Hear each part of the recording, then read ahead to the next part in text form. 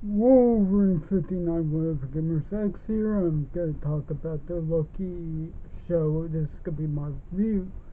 And although I could have done a time of finale, I couldn't find the time to sit down and watch the last 3 episodes. But overall, I did enjoy it. I did enjoy what they were doing beyond uh, beyond what we were. I remember seeing uh, Avengers Endgame for the first time. Like, once I saw that he had the Tesseract, and I'm like, you know what? Yeah, that's what happened. He that's how he's got his show. Because I remember, I think it was uh, prior to Endgame, they did announce that there is gonna be a Loki show, but I'm like, wait, didn't he meet his end with Thanos? But yeah, so I mean, I like what they're talking about, the secret timeline, the multiverse. That Doctor Strange 2 is gonna be about that, the multiverse, and we do have uh, the What If show right now. I'm gonna try and make time to see that. So yeah, um, but what we see in this show is loved what I loved the first episode, seeing how Loki saw his fate, and he overall cried. He cried when Thor says to him in Ragnarok, "Loki, I thought the world of you. I always thought we fought together side by side." You know, my Thor impression, but yeah. He says that to Loki. He sees what happens to Frigga, what happens to Odin, which, as I was preparing to do this video, I thought, why does he have some uh, last words with Odin? You know, like, I always thought you favored Thor more than me. I thought you didn't like me.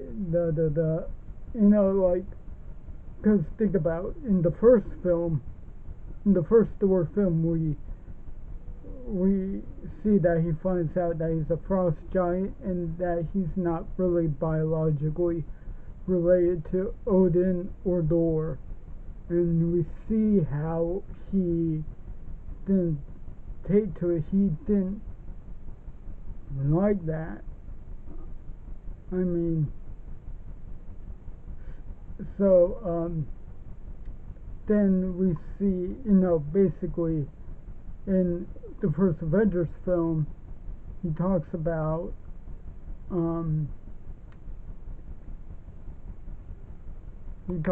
hang on, there's yeah, I'm trying to, I see something glaring.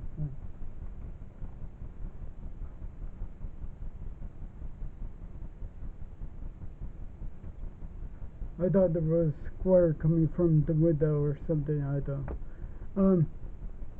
Anywho, um, when Thor and Loki have their word, they're talking to, when they're interacting with each other. Um, Loki like says, you know, basically, you know, I'm basically out of the shadow now. Like, he finally says to Thor, you know,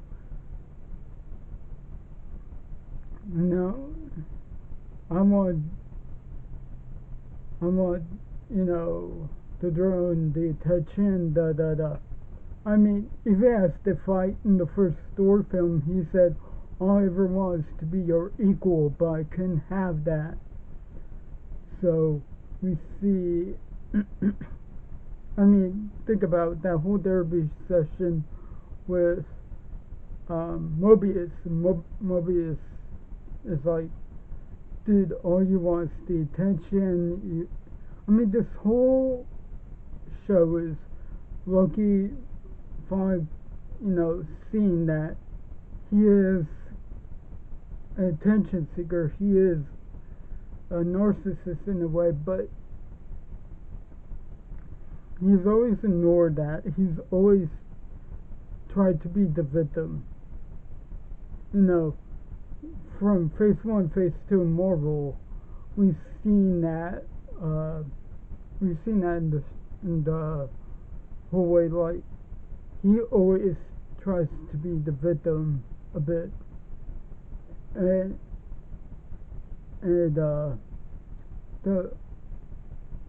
the time when we get to Ragnarok, we, we see him doing his old tricks, and then once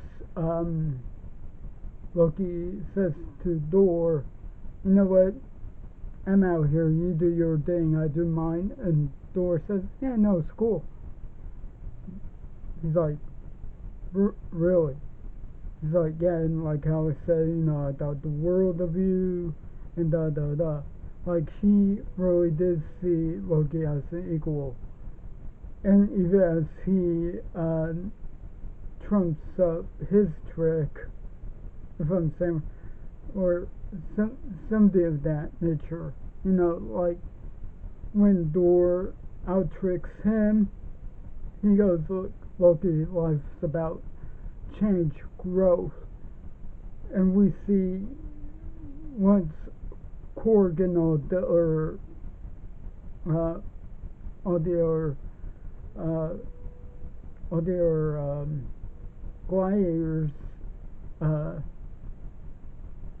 be with Loki. Loki's like, okay, I'll join up with you, and he does help save the Asgardians as much as he could. And even Ragnarok, by the post-credit scene, he's like, you think it's a good idea to have me on Earth knowing what I did? And Thor's like, yeah, sure, why not? And seriously, when I saw what Thanos does to Loki in that moment, I was like, because, man, seriously, Loki has come a long way. And so, okay, so I remember seeing a lot of reports saying, actually a lot of videos saying, is the time variance story corrupt? Like, when are we gonna see that they're gonna be corrupt? I'm like, they're not gonna be corrupt. They're not. In fact, where I can see this going is that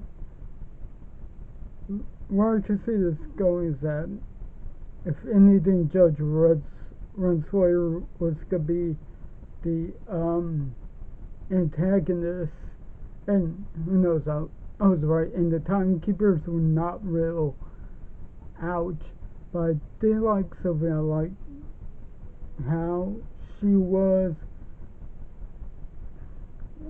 But the most surprising thing is, okay, the time variance story,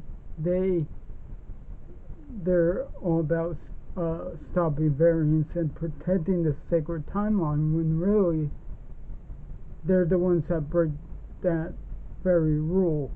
They're the ones that are taking variance and making them their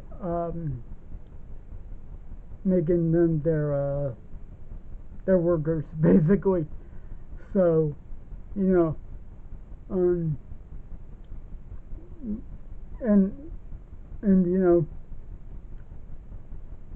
that's the thing. I would love to know what Mobius was before he became part of the time variance story.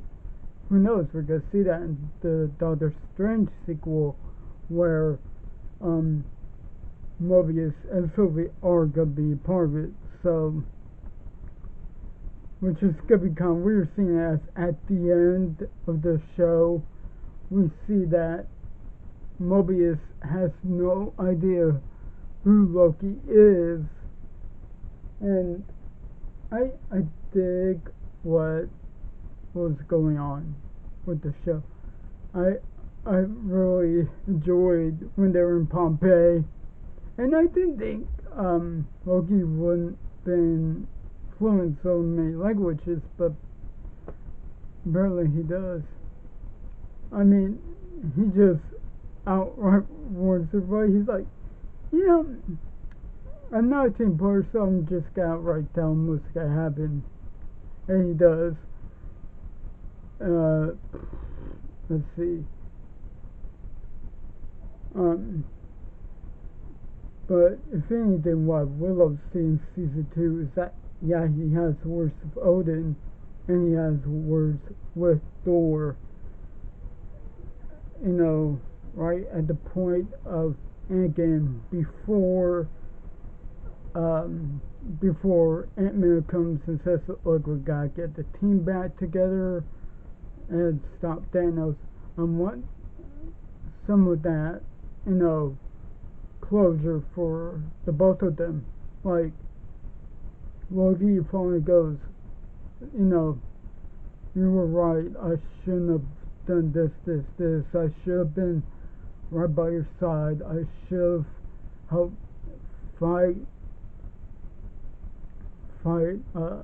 anything that comes our way, because we are brothers. Because, like, or not, if they were not, they are brothers. I did enjoy the whole Loki's. Here's the thing, I didn't know though Richard Grant was gonna be a Loki. I didn't know. I figured he was gonna be something, because he's always playing the bad guy in everything so far. And which I love that he actually talked to his version of the war, and they actually meet up. But so I want to see that in season 2. Kid Loki, Crocodile Loki, okay, that was impressive. Boastful Loki, I don't think we had any backstory from him. I would love to hear his backstory. Um, but the funny thing with Sylvie and Loki is that Sylvie was already told that she was adopted, and that's what I'm like, wait, that's interesting. She already knew right away she wasn't exactly a member of the Odin family, but Loki, he found out in the first film. Then we have, I love when she sings Come Home, and he's fully embracing the Asgardian ways. When he yells another and throws the glass down. I love that Sif came back, although I wish it was something completely different. But yeah. So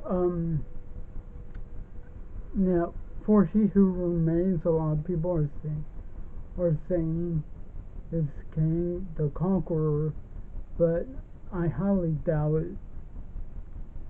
I highly doubt that is King the Conqueror, because for one thing, I don't think that was Jonathan Majors at all. Yeah, it's not.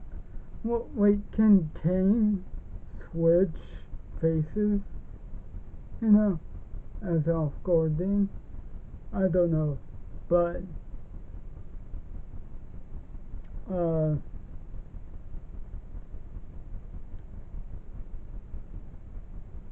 but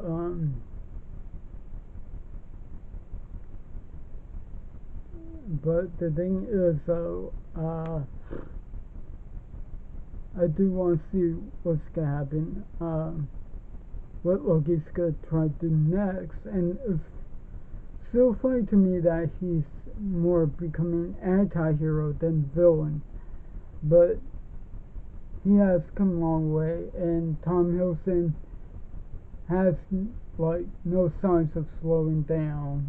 He still wants to play the character, just like Sebastian Stan. He still, I think at some point, he still wants to keep playing the Winter Soldier as long as he's there. Both of them are the mainstays of Phase 1, and they're not retiring until they say, okay, I told my story, I'm done. But that's the thing, Loki could be in Doctor Strange 2, I don't know. So, yeah, be sure to like, comment, share, subscribe, click the notify bell. If there's anything I missed, put them in the comments.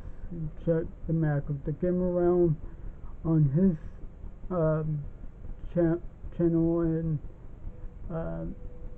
his other channel, TCG Enterprises.